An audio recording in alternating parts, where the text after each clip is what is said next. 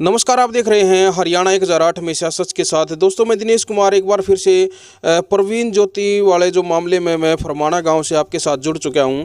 और 3 तारीख को जो खरखोदा में गए थे प्रवीण और प्रवीण का परिवार और काफ़ी जो सामाजिक कार्यकर्ता वहां पे पहुंचे थे। वहां पे ज्योति नहीं आई थी। उसके बाद जो है सभी मीडिया कर्मियों को साथ लेके प्रवीण सिंगू गाँव में गया था। वहाँ पर आपने सबने देखा था कि ज्योति वहाँ पर नहीं मिली थी। गाँव के भी बहुत सारे लोगों ने बहुत सारी बातें भी बोली थी। जो है मामला काफ़ी गर्मा गर्मी का भी वहाँ पे हो चुका था। और काफ़ी इंतज़ार करने के बाद गांव में कई जगह उसको ढूंढने के बाद पूरे परिवार को हम वो जो है वहाँ से वापस आ गए थे। प्रवीण के साथ जो है सारे मीडिया कर्मी सभी वहाँ से वापस आ गए थे। ज्योति का और उसके परिवार के किसी भी सदस्य का वहाँ पे गाँव में कहीं पर भी पता नहीं लगा था कि वो लोग जो है अचानक क्यों वो छुप गए थे और कहाँ छुप गए थे। उसका कारण जो है अभी तक सामने नहीं आया है। उस दिन के बाद जो है कल जो हमारे पास बहुत सारे लोगों के फ़ोन आए हैं, बहुत सारी महिलाओं के फ़ोन आए हैं, बार बार ये पूछ रहे थे कि भाई उस दिन क्या रहा, उसके बाद क्या अपडेट है इस मामले में, क्या कुछ पता लगा या नहीं लगा। ये जानकारी जो है आप लोगों तक पहुंचाने के लिए आज जो है सुबह सुबह जो है सर्दी का मौसम है, आप देख रहे हैं सर्दी 2 दिन से काफ़ी बढ़ी हुई है। लेकिन आप लोगों को जो है अपडेट देनी बहुत ज़रूरी थी क्योंकि बहुत सारे लोगों के फ़ोन आ रहे थे। इसलिए जो आज सुबह सुबह प्रवीण के पास आए हैं और उस दिन के बाद का जो है क्या कुछ मामला हुआ वो हम जानने की कोशिश करेंगे। प्रवीण, राम राम भाई। राम राम भाई। भाई, उस दिन जब वहाँ पे वो परिवार नहीं मिला था तो वापस आ गए थे। उसके बाद की जो है अपडेट लोग चाहते हैं, क्या कुछ हुआ है, बाद में फ़ोन वगैरह पे संपर्क किसी से हुआ है या नहीं हुआ है। जो वो बता रहे थे ज्योति को चोट लग रही थी, वो वाकई में लग रही थी या नहीं लग रही थी, वो उस दिन कहाँ छुप गए थे, ये सब बातें सामने आई हैं या नहीं आई हैं अभी तक। उस दिन हम गए थे जब हमने वहाँ पे डायल 112 पे बात की थी फ़ोन पे पुलिस वाले ने, तो उन्होंने अलीपुर थाने में बुला लिए थे हमें। हम वहाँ पे गए तो उन्होंने ज्योति से व्हाट्सएप पे कॉलिंग पे बात की, ऑनलाइन वो वीडियो कॉल पे। तो उसने जो ये कह रहे थे अगर वो गिर के वो पैर रिपट के पड़ गई है, वो वैसे नहीं पड़ी थी। उसने उस टाइम पे सच ही बोला, मेरी वाइफ ने झूठ, हालांकि पुलिस वालों ने बोल दिया अगर वो पैर फिसल के पड़ गई है, लेकिन मेरी वाइफ ने उस टाइम भी सच बोला अगर मैं बेहोश हो गई थी। उनके घर वालों ने दरवाजा तोड़ के निकाला उसको, ये बात ठीक सच है उनकी। बाथरूम में बेहोश हो गई थी वो। हाँ, बेहोश हो गई थी कमजोरी के कारण, क्यों ना तो वो ढंग से खा पी रही है। तो आदमी टेंशन तो लेता है। 2 बच्चे हो गए कि कोई ऐसी माँ नहीं है जो 2 बच्चों को छोड़ के जाएगी। वो खुद से नहीं रह रही वहाँ पे, लेकिन वो ये प्रेशर राइज हो रहा है जो उनके घर वालों को मिसगाइड कर रहे हैं ना दूसरे आदमी, उनके कारण वो प्रेशर, वो सोच समझ नहीं रही मैं क्या कहूँ क्या ना कहूँ, किससे कहूँ किसको ना कहूँ, क्योंकि कोई सुनने वाला नहीं है उसकी। सारे यही कह रहे हैं, नेगेटिव ही कर रहे हैं, कोई सुनने वाला नहीं है। क्या वो फोन से संपर्क नहीं कर सकती आपसे? नहीं, फोन से संपर्क नहीं हो पा रहा ना उसका। फोन उसका छीन रखा है या फोन था ही नहीं उसके पास। नहीं था उसके पास। नहीं, फोन तो था ही नहीं, रखती नहीं थी। यहाँ पे भी मैं दे देता था। आपके मुताबिक ज्योति आना चाहती है? ज्योति आना चाहती है क्योंकि उसने उस टाइम भी सच बताया है मेरे को, वरना वो उस टाइम भी सच झूठ बोल देती। वो बता चुकी है कि मुझे मतलब माफी मांग चुकी है बच्चों से भी और परिवार से भी। फिर भी वो सच बोल रही है, झूठ बोल रही है पुलिस वाले। कल भी उन्होंने मेडिकल दे दिया, कल भी वो नहीं आई थी। हालांकि मेरे को पता था वो, क्योंकि कमजोरी के कारण वो मेडिकल है जो उन्होंने लगाया है, कोई बात नहीं, वो कमजोरी के कारण नहीं आ पाई। मेरे को कोई एतराज नहीं उस बात से, ठीक है। वो अब 17 तारीख को आ जाएगी, क्योंकि वो मेडिकल लगाया ही इसलिए गया था पुलिस वालों के कहने से, अगर मेडिकल लगा दो पंचकुला नहीं जाएगी। पर वहाँ पे भी मैडम ने उनको भी समझाया है कि उसको लेके आओ, मेडिकल से काम नहीं चलेगा, लेके आओ उसको, बच्चे की जान को खतरा है, इसको तो माँ ही रखेगी बोला है उन्होंने। वहाँ भी कोई ऐसा रीजन नहीं बताया, क्योंकि उसका भाई गया था, उसके दादाजी गए थे, और 2 अदर पर्सन थे जो उंगली लगाने का काम करते हैं, आग में घी डालने का काम करते हैं, वो आदमी थे। तो मैडम को बता दिया था। फिर मैंने आईओ का भी बता दिया, जो आईओ ने हमारे साथ बिहेव किया था पहले, जैसा व्यवहार उन्होंने हमारे साथ किया था वो भी बताया था। तो मैडम यही कह रही थी, क्योंकि बच्चे को हैंड ओवर तो किसी जेंट्स के साथ तो भेज नहीं सकते थे वो, क्योंकि लेडीज थी नहीं उनके साथ। अगर कल ज्योति आई होती तो बच्चा माँ को 99% दे दिया होता मैडम ने। तो क्योंकि अब अगली तारीख पे आएगी, उम्मीद है मेरे को 95% बच्चा नहीं माँ भी आ जाएगी मेरे साथ, घर पे ही आएगी ज्योति, और भगवान ना करे उससे पहले ही आएगी। अच्छा, देखिए उस दिन जब जो खरखोदा में वो नहीं आई थी, फिर जो आप लोग वहाँ पे गए थे, बहुत सारे लोगों ने ये भी कहा कि भाई यहाँ पे ड्रामा कर रहा है आगे, और मतलब इतना भी भरोसा नहीं है कि ज्योति को मान ले कुछ हुआ होगा तो कम से कम भरोसा करना चाहिए। उन लोगों को क्या जवाब देना चाहेंगे आप? मतलब ये उसको ये सोच के गए थे वहाँ के वो झूठ बोल रहे हैं, या फिर जो है उसका हेल्थ का जो है पता लगाने के लिए गए थे, भाई वो किस हालत में है, ठीक है या नहीं है? क्या कुछ आपके दिमाग में क्या कुछ चल रहा था? उसकी जो है वो अपडेट लोग चाहते हैं, आपके मुंह से चाहते हैं। हमने काफ़ी लोगों को बता दिया, लेकिन जो है वो आपसे ही सुनना चाहते हैं कि प्रवीण के दिमाग में क्या चल रहा था उस टाइम पे।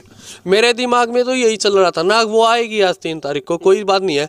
चलो मैं ये भी वापस ही चला गया, सब लोगों को ये है कि मैं जानबूझ के गया। अरे जब मेरे को आके वो बोल देते, वो भाभी भी तो मेडिकल दे के गए हैं ना, वो आके ये बात बोल देते अगर बेटा ऐसे ऐसे बात है, वो एडमिट है, तो मैं उसका बेरा लेने वापस आता। और जो मेरे साथ जो सामाजिक आदमी आए थे, जो और भी दूर से आए थे आदमी, वो भी उसका बेरा लेने जाते। ये ऐसा काम थोड़ी ना करने गए थे हमने, को वहाँ पे गाड़ी कोई ड्रामा थोड़ी ना किया है, हम तो पता लगाने गए थे। हर समाज में अगर 100 आदमी सही कहने वाले हैं तो उसमें से 10 आदमी ऐसे होंगे जो नेगेटिव फैलाएंगे, और वही आदमी वहाँ पे थे। हम कोई वहाँ पे किसी की बेइज्जती करने नहीं गए थे। अगर ज्योति हमें वहाँ मिल जाती तो हम उसका बेरा लेते। जब हमारा समझौता तो हो ही चुका था, 2 तारीख को बोल दिया था उसने, 1 तारीख को 31 तारीख को मैं आगे मैं जाऊंगी, तो दिक्कत कहाँ थी? गलती तो उन्होंने की ना। कोई भी आदमी होगा अगर उसको सच्चाई नहीं बताई जाएगी तो गुस्सा तो होगा एकदम। अगर मेरे को बता देते कि बेटा ऐसे ऐसे एडमिट है, तो मैं हॉस्पिटल में जाता, उसका बेरा लेने जाता, मेरी वाइफ है वो। अच्छा, वो उस दिन एडमिट थी या फिर वैसे ही छुपे हुए थे कहीं पे? नहीं, उस दिन वो एडमिट थी, लेकिन उसने सच्चाई बताई है कि मैं बेहोश हो गई थी। वो किसको बताया उसने?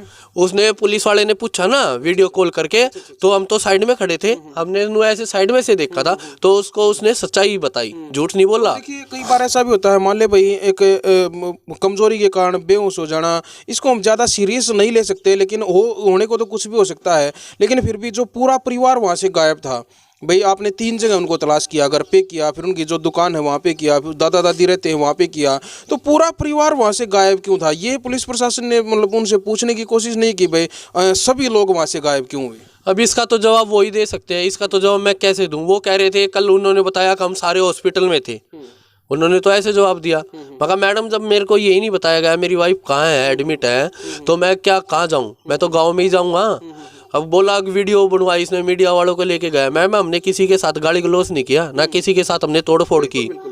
हमारी गलती तब होती। बिल्कुल, देखिए उन लोगों को तो जवाब जो है हम भी दे देंगे कि मीडिया कर्मी होने के नाते हम उन लोगों को जवाब दे देंगे, क्योंकि अगर वहाँ पे प्रवीण अकेला जाता तो हो सकता है कुछ ना कुछ और वहाँ पे बात बढ़ जाती, कोई ऐसी बात हो जाती। जब ये सारा मामला मीडिया के सामने है तो बहुत सारे जो है जो हम अंदाजा जो सोच सकते हैं कि वहाँ पे क्या हो सकता था, उन चीज़ों से जो है टला जा सकता है अगर मीडिया वहाँ पे साथ है तो।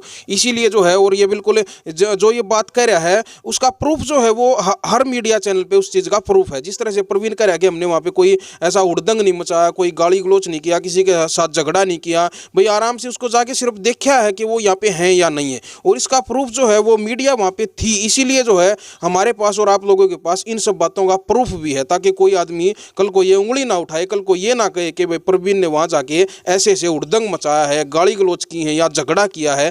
ये सब जो बातें हैं वो नहीं कह सकते, क्योंकि हर चैनल पे काफ़ी, मेरे ख्याल में वहाँ पे 20 चैनल थे, 20 चैनल थे वहाँ पे, जो सभी पे जो है वहाँ की जो अपडेट, वहाँ पे लाइव भी कई मीडिया कर्मी साथी चले हुए थे, वो लाइव दिखा रहे थे, उसमें कोई एडिटिंग नहीं थी किसी भी चीज़ की। तो वो चीज़ें इसीलिए जो वहाँ पे मीडिया का होना बहुत ज़रूरी था। तो वो लोग इस तरह की बातें ना कहें कि भाई मीडिया को लेके गए, वो तो आप समझ गए होंगे कि मीडिया वहाँ पे साथ क्यों गई है, और मीडिया साथ में मीडिया खुद गई है वहाँ पे। प्रवीण किसी मीडिया वाले को वहाँ पे नहीं लेके गया, मीडिया वहाँ पे जो है खुद गई है। और एक बात और है प्रवीण भाई, जिस तरह से जो बता रहे थे कि जो ज्योति के पापा हैं वो हमारे कई मीडिया कर्मी साथियों के जो संपर्क में भी थे, उनके पास फ़ोन नंबर भी थे, वो बार बार फ़ोन ट्राई भी कर रहे थे, हमारे सामने भी कई साथियों ने ट्राई किया है, वो बार बार फिर भी फ़ोन नहीं उठा रहे थे। ठीक है, उनको फ़ोन उठाना चाहिए, उस टाइम पे बता देना चाहिए कि भाई हकीकत क्या है, सच्चाई क्या है। फिर गलती तो यहीं पे करी ना उन्होंने, गलती तो खुद ही की है ना। अगर मीडिया वालों को बता देते तो हम वहाँ जाते क्यों? ठीक है, वहाँ नहीं जाते, वो मीडिया वालों को बता, चलो मेरे को नहीं बताया, मीडिया वालों को बता देते हैं। जो पहले 4 दिन पहले समझौता हुआ था तब भी मीडिया के थ्रू ही था, इनको बता देते, ये जाके हॉस्पिटल में उसका बेरा ले आते, ये मेरे को बता देते, हमें बता देते, इन्फॉर्म कर देते, वीडियो डाल देते, तो इतना काम होता ही नहीं। हम वहाँ पे 2 बजे तक खड़े रहे हैं ठंड में, बच्चे भी है, बीमार भी हो रखा है मेरा बच्चा, जो अभी तबीयत भी बिगड़ रही है, तो ये कारण होता ही नहीं ना। गलती तो उन्होंने खुद की, उनकी सोच गलत थी। ये सोच जो अदर पर्सन थे ना जो भड़का रहे हैं उनको, उनकी सोच ही ये है। आकि इनको भड़काया जाए, इनसे गलती करवाए ताकि वो भड़के और वो गलत कदम उठाए। मैं वैसा करूंगा क्यों? मेरा कोई इरादा नहीं है उनकी बेइज्जती करने का। अगर वो मेरे को बता देते कि बेटा ऐसे वैसे बात है और ये एडमिट है, ये जाएगी तेरे साथ, कोई दिक्कत नहीं है, तू आज अपना, मेरे को कोई लड़ाई करनी थी वहाँ पे, मैं तो हंसते हंसते जाता, अपने बच्चों को मिलवाता माँ से और जैसे भी छुट्टी होती है अपना लेके आता उसको घर पे। एक व्यक्ति था जिन्होंने आपका रास्ता रोका था वहाँ पे, काफी चैनलों पे वायरल है वो मामला वहाँ का, जो आपके साथ जो है कुछ तू मैं वहाँ पे हुई है। वो कौन थे? वो उनके बारे में जो है लोग जानना चाहते हैं। काफी लोगों के फोन आ रहे हैं कि ये व्यक्ति उनके परिवार का सदस्य था या कौन था। जब जिस टाइम पे हमने वो बात की तो उन्होंने कहा कि मैं ज्योति का भाई हूँ, और मैंने भी जो है खुद हरियाणा 1008 पर एक वीडियो में टाइटल डाल दिया था कि भाई ज्योति का भाई सामने से जो है आया है। तो फिर काफी लोगों के फोन भी आए हैं कि भाई ये वाकई में उसका भाई है या कौन है? क्या कहना चाहोगे, कौन? वो उसका भाई नहीं था ना, मेरे को पता आज तक वो है कौन। वो भले ही सिंगू का बता रहा था, लेकिन वो ना तो उनके कुणबे का है, ना वो काका चाचा ताऊ। वैसे गांव के नाते से कुछ भी बन जाए उसको मैं नहीं कह सकता, गांव के नाते से बड़ा चाचा लगे ताऊ लगे कुछ भी कह सकते हैं, ना तो उनके वो कुणबे का है ना उसका सगा भाई है वो, ना चाचा ताऊ का लड़का है वो। ये बात क्लियर है, कन्फर्म है ये बात। अच्छा, जिस तरह से वो आपको जो बोल रहा था, आप भी जो है जवाब दे रहे थे, मैं चाहूँगा एक बार मीडिया के माध्यम से, हरियाणा 1008 के माध्यम से जो है जो बातें आपके दिमाग में भी होंगी, जिस तरह की बातें उन्होंने कही हैं, बहुत सारी ऐसी बातें कही हैं, क्या कहना चाहोगे उस व्यक्ति को स्पेशल? उस व्यक्ति को मैं ये बात कहना चाहूँगा, 4 साल पहले वो कहा था, सबसे पहले वो कह रहा 14 साल की वो थी, 27 साल का मैं था, आज मैं 30 साल का हूँ, वो 24 साल की है। 6 साल का डिफरेंस कहाँ से बढ़ गया? 14 साल की उम्र में मैं शादी करूंगा, मैं बाहर हो जाऊंगा, प्रशासन छोड़ देगा मेरे को? कौन एग्री हो जाए? जिसमें मैंने कोर्ट मैरिज कर रखी है, उस टाइम पे मैं कितने साल का होऊंगा? 6 साल का गैप हमारे में एज में, 6 साल का। जो आज अगर कोई अरेंज मैरिज भी करता है, घर वाले भी चाहते हैं 5-6 साल का गैप हो लड़का लड़की में, नॉर्मल है और स्वाभाविक है। 24 की वो 30 का मैं हूँ, तो 6 साल का तो गैप हुआ, कहाँ से गैप ज्यादा होगा? और दूसरी बात वो ये कह रहा था कि मैंने उसको खिला दिया, कुछ खिला। अरे पागल आदमी, नू तो देख ले, मैं उसको खिलाऊंगा, उससे बढ़िया इनके घर वालों को नहीं खिलवा देता उसके जरिए, अगले तू अपने घर वालों को ये खिला दे। जब वो मान गई उससे बढ़िया तो उनके घर वालों को खिलवाता, ताकि वो अपने आप ही अपनी लड़की का रिश्ता मेरे साथ कर देते। इस तरह की बातें करके अंधविश्वास को बढ़ावा देना है, बिल्कुल अंधविश्वास को बढ़ावा जो है नहीं देना चाहिए इस तरह की बातें करके, ताकि जो है समाज के और भी लोग जो वो भ्रमित होते हैं, वो ये सोचते हैं, उनके दिमाग में ये चलता है कि हाँ वाकई में ऐसा कुछ खिलाने पिलाने से जो है इस तरह के जो है मनोकामना पूरी हो सकती हैं। ऐसा कुछ भी नहीं है। इस तरह की बातों में आप लोग जो है ना उलझें, ऐसा कोई ये मामला नहीं होता। और बिल्कुल सही कह रहा है कि भाई कुछ खिलाने वाली कोई ऐसी चीज़ हो, क्योंकि खिलाने से कोई आदमी अपने वश में होता है तो पूरे परिवार को ही वश में किया जाए, ताकि जो है लव मैरिज की जगह वो अरेंज मैरिज हो सकती है। जी हाँ जी। और तीसरी बात ये कह रहा था वो, क्या कहते हैं, एक तो शादी की होगी और ये खिलाने को नहीं, इसने दूध भी नहीं पिलाता ये। अरे मैं नहीं पिलाता, तू पिला दे भाई, तू लगवा दे दूध। 4 साल से खाते हो, 4 साल से भी तो मैं ही तो खिला रहा था, उनके घर वालों का इंटरफेयर नहीं था, तो किसने खिलाया पिलाया उसको? कोई उससे पूछने वाला हो तो कौन खिला रहा था? मैं ही तो खिला रहा था। अच्छा प्रवीण, देखो एक सवाल और है, शायद कड़वा सवाल हो सकता है, लोगों के सवाल है इसलिए जो है हम आपके सामने रख रहे हैं। एक सवाल आया था, काफ़ी कुछ लोग जो है नोट करते हैं, पूरी वीडियो देखते हैं तो पॉइंट टू पॉइंट वो नोट भी करते हैं कि कौन आदमी क्या कुछ बोल रहा है। एक भाई का फ़ोन आया था और कुछ महिलाओं के भी इसी पॉइंट को लेके फ़ोन आए थे, जो आप बोल रहे थे कि भाई मैं एक प्राइवेट नौकरी करता रहा। तनख्वाह कितनी थी उस टाइम पर? उस टाइम पर मेरी 6,500 रुपये थी। 6,500 रुपये आपकी तनख्वाह थी, बिल्कुल। और आपने एक वीडियो में ये बोला कि 30,000 रुपये मेरा खर्चा था महीने का। तो ये जो है नोट किया है ये पॉइंट लोगों ने, क्या जवाब देना चाहेंगे? 6,500 रुपये तनख्वाह और 30,000 रुपये खर्चा है, तो फिर बाकी पैसे कहाँ से आते थे? उस टाइम पे मेरी 6,500 रुपये तनख्वाह थी। उस टाइम पे मैंने ये बोला 2020 में मैंने मैच छोड़ दिया था। उस टाइम पे मेरा मैचों का भी तो काम था, जो मैं रियल बता रहा हूँ, मैं पहले भी बता दिया कि मेरा मैचों का काम था, तो मैच में आते भी थे जाते भी थे मेरे, तो खर्चा भी उसी हिसाब से होता ना। अब मैं 50,000 रुपये कमा रहा हूँ तो 40,000 का खर्चा भी हो जाएगा। जब मैं कमाई 10,000 रहा हूँ तो मैं 40,000 कहाँ से खर्चूंगा? ये बात। और अब 2020 के बाद की बात रहेगी, जो उसकी दादी ये कह रही थी 4 साल से हम खर्चा दे रहे हैं, मगर उनसे एक बार कोई ये तो पूछो। मैं तो कह रहा हूँ मेरे घर का 30,000 रुपये खर्चा है, कौन सा प्रूफ है? उसकी दादी को ये पता मेरा कहाँ पे खर्चा हुआ था? 2020 से पहले तो मेरा था ही इतना खर्चा। मैं कभी घर वालों को मना नहीं करता था, अपनी वाइफ को, कुछ ले आ तू, तेरे पास पैसे है जा ले आ, तेरे को जो मर्जी करे तेरा कर। जब बच्चे ही खुश नहीं होंगे तो मेरा पैसों का क्या करूँगा मैं? और ये बात मेरी वाइफ ने भी बोला है। जब ये जीता था खर्चा भी था, और उससे पहले चाहे मैं जीतू हारूं वो बाद का मैटर होता है, पहले अपने बच्चों के है मेरा उनको है, पहले उन बच्चों को दूंगा तभी तो मेरा काम बाद में होगा। अगर मैं अपने बच्चों का गला घोट दूंगा और अपने शौक पूरे करूंगा, ये तो सबको समझदार है, कोई कहने की वाली बात ही नहीं है। अब जैसे मेरे पास अब काम नहीं है, ठीक है, अब मेरा काम नहीं चल रहा था तो पैसे भी नहीं थे, जैसा काम था वैसे मैं अपना किराए पे भी रहता था। अब बुकिंग में है मेरा, ये लगा लो बुकिंग मारता हूँ 400-500 रुपये दिहाड़ी मिल जाती है, 600 भी मिल जाती है। महीने में 20 बुकिंग आ जाए अपने हो गए भी। किस चीज़ की बुकिंग करते हो? जैसे गाड़ी वगैरह की, गाड़ी चलाता हूँ, ड्राइवर हूँ भाई, वो भी चला लेता हूँ। काम करने में कोई शर्म नहीं है, रेडी मैंने लगा रखी है, वेटर का काम मैंने कर रखा है। ये मेरी वाइफ को पता है। 2020 में मेरा होटल था खुद का, लॉकडाउन में जब फर्स्ट लॉकडाउन लगा उस टाइम में मेरा खुद का होटल था। जब मैंने शादी की उसके कुछ ही दिन बाद मैंने होटल कर लिया था अपना। और देखिए जब कोई मामला जब होता है तो दोनों तरह के लोग होते हैं, वो पक्ष में भी होते हैं और विपक्ष में भी होते हैं। दोनों तरह की बातें लोगों की तरफ से सामने आती हैं।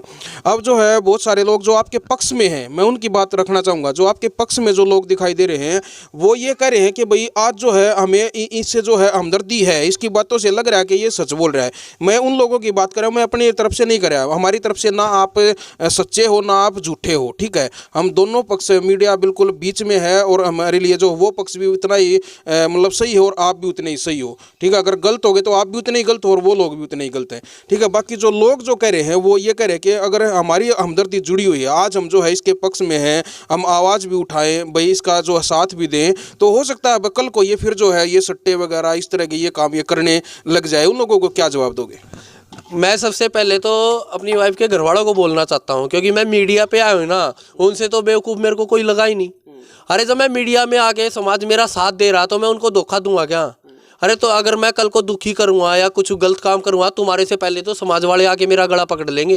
तो मैं समाज से बढ़ के नहीं हूँ। और मैं फिर भी ये गारंटी दे रहा हूँ, कहीं लिखवा लो, चाहे 20 गांवों में लिखवा लो, कहीं पे भी लिखवा लो, अगर आगे ऐसा काम करूँ तो मेरे को आगे बोल दी, जैसा वो बोलेंगे वैसा कर दूंगा, कोई दिक्कत नहीं है मेरे को। मैं फिर भी बगैर गलती के भी गलती मान रहा हूँ, तो इससे बड़ी बात मैं क्या कहूँगा। स्पेशल ज्योति को क्या कहना चाहूँगा? ज्योति को स्पेशल मैं यही कहूँगा, ज्योति आजा, किसी के बहकावे में मत घर बर्बाद कर, ठीक है ना। तेरे से कोई गिला शिकवा, तेरी इज्जत वही है आज भी जैसे पहली थी, 4 साल पहले थी, जब से तू आई है, जब से आज भी तेरी को वही दर्जा दिया जाएगा, वही इज्जत होगी तेरी जो पहले थी। ये मत अपने मन में कर अब तेरी इज्जत नहीं होगी। अरे तू कम से कम मेरे से तो नज़र मिला के बात कर ले, तेरी इज्जत वही है। मत मानने अगर मेरी तू कैसे नज़र मिलाएगी, तू आज भी ठीक है, तू गलत थोड़ी ना है, कमी कहाँ तेरे में, ठीक है। गलती हो जाती है, मेरे से भी गलती होगी, मैंने मान ली ना गलती। गलती मानने से क्या हो गया, गलती मान ली, कोई इज्जत नहीं घटी। अरे बहुत है, वो तो काम नहीं है ना, चोरी करी है मैंने, किसी की चोरी थोड़ी ना करी है, तन्ने चोरी कर ली किसी की, बस तू वो है मिस गाइड कर दी, तू होगी, कोई बात नहीं, आगे से अपना ध्यान रख लियो, आगे से मैं भी अपनी गलती सुधारूंगा, और इससे बढ़ के क्या कह सकता हूँ। तो भाई इस वीडियो को आप ज़्यादा से ज़्यादा शेयर कर दें, और जो है आगे की जो अपडेट है वो भी हम प्रवीण से जानने की कोशिश करेंगे। फिलहाल इस वीडियो में हम यहाँ पे ब्रेक लेते हैं। आप इसको ज़्यादा से ज़्यादा शेयर करना। कैमरामैन अनिल कुमार के साथ हरियाणा 108 के लिए मैं दिनेश कुमार। जय हिंद, जय हरियाणा।